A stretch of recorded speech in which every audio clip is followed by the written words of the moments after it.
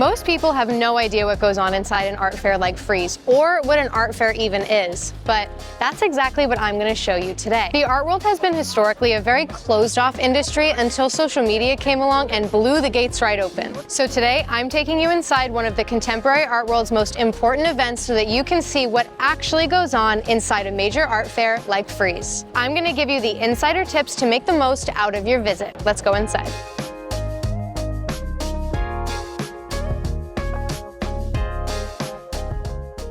So this is what it's like right inside of the fair, but before we go any further, there's something really important that you need to know about these art fairs. It's very common for people to get really overwhelmed and overstimulated because they're so busy. They're packed with people. This one alone is literally 4 floors. Most of them are on one level, but this one's different. So the best thing that you can do to not get overwhelmed and still have a nice calm time and enjoy the art is that every time you go in, you start at the edges. The fairs are usually built out like a grid.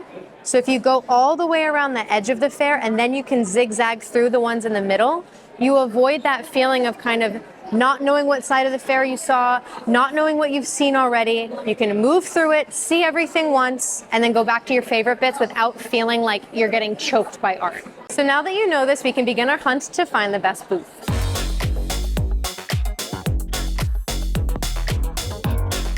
So you're probably wondering what an art fair actually is, because it's not a museum and it's not an art gallery. Well, by definition, an art fair is technically a marketplace where galleries, curators, artists, collectors will set up a booth or a stand like the one that's behind me to sell the artwork. So technically, that means that everything in here is actually for sale. There's also a really big industry networking aspect of fairs like this because people travel from all over the world to these big international fairs like Frieze and Art Basel.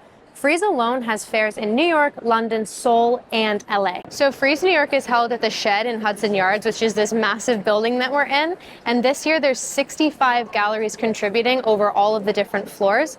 And they have all kinds of galleries from your mega galleries like Gagosian, White Cube, Hauser & Wirth, all the way down to more independent and up-and-coming galleries, which are in something called the Focus section, which we'll get to later. People often wonder if you have to work in the art world to come to an art fair like Frieze, and the answer is no. They do actually have tickets open to the general public, but that also begs the question of, is it worth it for your everyday art lover to come to a fair like this? And the answer to that will lie in what you think of the rest of this video. It's not just rows and rows or streets and streets of art and its booths. They actually have a little town square kind of vibe where all the way on the top floor of this fair, there's restaurants, coffee shops, and they actually do tours around the fair as well.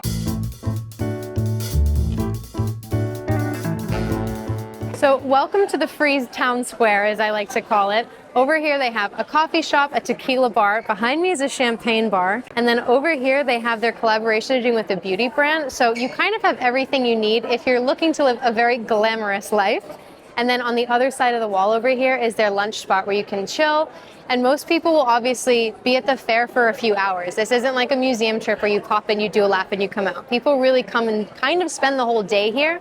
So having this hub of somewhere to come, grab a coffee, grab a drink, have lunch, is really nice for everybody involved, whether you're working here or you just came for fun. But we still haven't found the best booth. So one thing I really like to see at fairs are these things that I've called through galleries, which is what we're kind of walking through right now. It's essentially not its own little pod. You do get to walk all the way through it, and it really creates this nice flow, this break in the pattern where you're not going and bouncing one to one. You can have this nice breath of fresh air and move through it and not just have to plant yourself inside of it. And another thing I really like to see galleries do is look at the way that they position their sculptures, because paintings are easy, right? You just stick them on the wall. Well, there's curation involved, there's a lot of thought, but technically you're just putting them up on the wall. But when galleries have cool sculpture, I really like to see where they place it because they know there's going to be a bunch of people walking through and around it. So that's a really unique detail that I like to look at.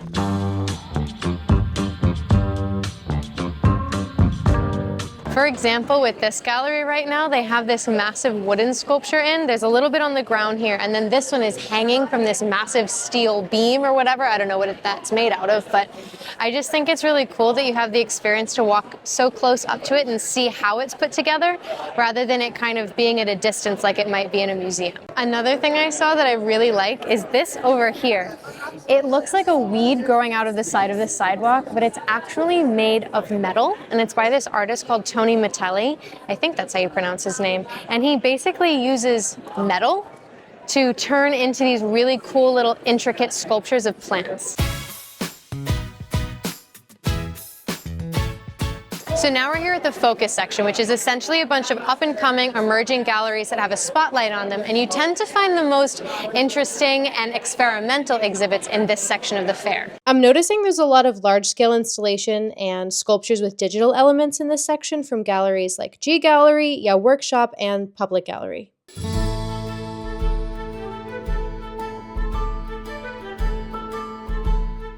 The booth that we're in right now really caught my eye because the artist is doing something a little bit hard to do, you could say. For example, right behind me you see this painting that kind of looks like it could be medieval or Renaissance or just old, right? But if you look closely, it's these kind of religious figures and then also these creepy guys with black rubber gloves and gas masks on and a yellow tarp, right? It looks really modern and really old at the same time, which is a concept that a lot of artists try to do, and a lot of times it can end up, I think, looking quite tacky.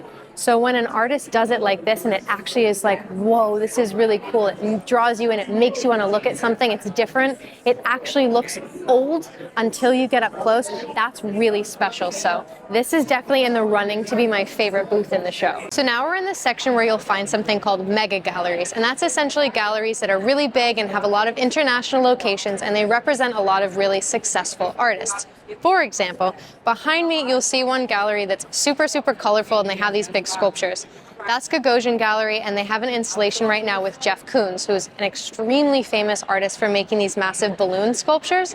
They're not necessarily my personal favorite, but I really like how he's been able to kind of get outside of the art world and show people that might not have known too much about art something that's really fun and exciting.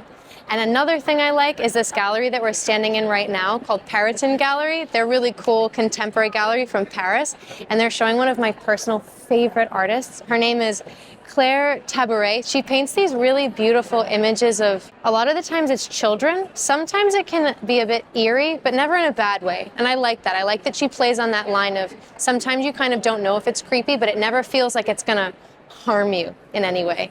So this is a really cool section. This Claire Tabouret one is also in the running to be one of my favorites. A trend that I've noticed throughout the fair as we've been walking through is that there's a lot of really massive paintings and then a lot of really small ones, like small enough that you could just stick them in your purse, and then a lot of really funky sculpture, which I like a lot.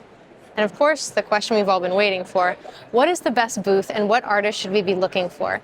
I've seen a lot of really cool stuff as we've been walking around, but the one thing that actually really stuck out to me and has made me want to go back for more was the artist that painted that modern medieval looking painting. I almost feel like they tricked me because I really don't like medieval paintings that much. It's just not my vibe, doesn't tickle my fancy, it's not for me.